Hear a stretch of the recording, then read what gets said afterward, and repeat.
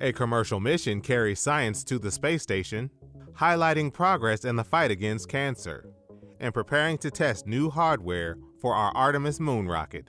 A few of the stories to tell you about this week at NASA.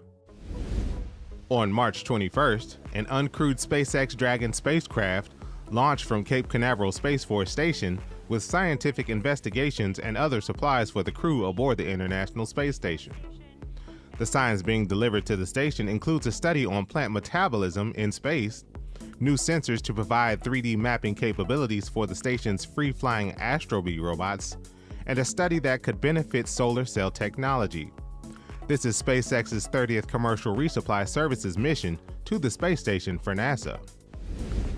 During a March 21st event at our headquarters in Washington, NASA and the Department of Health and Human Services highlighted progress the agencies are making toward President Joe Biden and First Lady Jill Biden's Cancer Moonshot Initiative. The initiative has a goal of cutting the nation's cancer death rate by at least 50% in the next 25 years. NASA is conducting scientific research on the International Space Station and working with other federal agencies to help end cancer as we know it.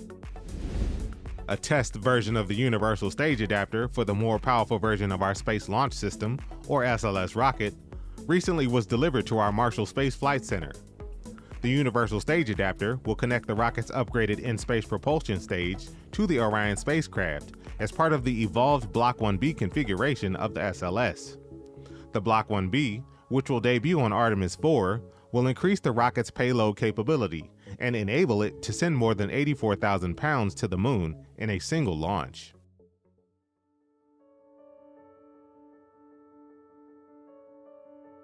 Former NASA Gemini and Apollo astronaut Thomas Stafford passed away on March 18th.